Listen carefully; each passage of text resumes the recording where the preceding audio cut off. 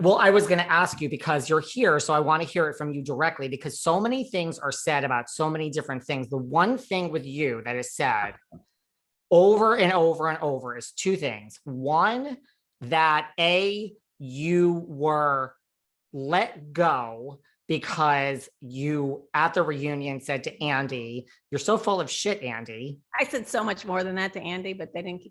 I'm just telling you that that's one thing that comes up all the time. Maybe. And then the other is that Bethenny walked in and said, "It's her or me." I mean, knowing the two of them, right? I would say it's probably more the latter and not the former. I feel like, and I feel like if there was an ultimatum made, it wasn't from Andy. It was, because listen, Andy's in charge. Andy doesn't have to put that in where I called him and full of shit, fuck off. I don't know. I said a lot of things. I mean, I don't know. They didn't put all of it in, but he was full of shit. I just called it like he was totally full of shit. He was defending indefensible behavior. It was clear not only to me, but to the rest of the women on the couch. And, I thought the reunion was the time where you can like tell the truth, break the fourth wall, how they do now actually in the season, right? They all do it in the season. And it wasn't that way. I couldn't, I mean, I did as much as I could, but there was definitely this feeling like Andy was protecting Bethenny. And I get it, again, it's a brand and she's the star of the show. And I understood that. And they were going to circle the wagon. So even though Bravo never said that to me, obviously they wouldn't, but I always, probably felt like, oh, okay, I got it. If you have to pick one, it's definitely not going to be me. But listen, that reunion was gaslighting like you can't imagine. Like I've been gaslit. Obviously, you're on a reality show where women are saying things that like you said, and you're like, I didn't say that, or that never happened. That happened every episode through all the years. But the gaslighting, the concentration of gaslighting that went into that was focused directly on me at that reunion was so intense. And I remember even after the reunion, I said, it's funny because I always held them to the same standard as like 2020 or 60 Minutes. I'm like, these are the facts. And they're like, we don't care about the facts, Carole. Like, okay. But I would send like emails saying with bullet points, like, this is what I said. This is what she said. This is what happened. Then this, and like with what do they call it? Receipts. Like I had receipts, but I would send them to production. I had some receipts at the reunion. I had all the receipts at the reunion. They sort of let me say some of them, but not all of them. And it made for good television, I guess, made for good television, but I remember after the reunion, I fired off like 3 emails to not everyone at Bravo. I mean, I left Frances Berwick out of it. She's the top of the top, but everyone below Frances Berwick, who now is the including Andy Cohen.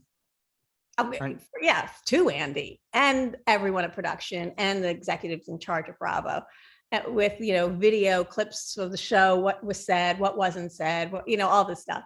But I feel like I knew that it was done. I would have done it again if we could come to some kind of arrangement just for the money. I probably would have, and I would have hated myself for it because again, it wasn't aligning with who I was as a person. And, but I'm going to be honest. I likely would have done it another season. We were getting paid a lot of money at that time and just, kind of mailed it in. I think they knew that. I was having a lot of arguments with production, with the executives at Bravo. I mean, it was really rough. And I remember in the season when we were filming, all the producers were like, this is your best season. It's so good. Oh my God, you're really getting in there. And like, I was like, uh-oh. When the producers are telling you it's really great, it's not going to be good for you in your life. I think it was time for me to go. But again, I probably, had they not made that decision, whether it was an ultimatum or not, and again, this is conjecture because I don't know, but I I can suspect, based on experience. I might have done another season. It wouldn't have been great. I was starting to feel crazy. I would, to be honest. I didn't go into the show crazy. I'm a very level-headed person. I'm what do they go, voice of reason. I'm a very reasonable person. I'm again, by training and nature, a journalist. I'm very rooted in facts and logic and all that stuff that just doesn't work when you're on a show like that. And it was playing with my head, you know. I was starting to feel crazy, and I'm sure I did some crazy things. And I'd be like, I'm starting to become like more like them. When I knew going in season 5, I was like, I'm so not like them. Interesting. Well, and one couldn't blame you for going back after, because it would have been your 7th season and it would have been money, a lot of money, like you said. Everyone, that's what they're doing it for. It's a job, it's a contract. It's like you're producing content. And it's another way for me as a storyteller, whether it's journalism or writing or publishing articles. And it's a way of telling stories that I found kind of interesting for a while. And then, you know, you realize you have no agency on that show. Do you think, like, because you think knowing the person, you said like it's possible Bethenny went in and gave this ultimatum.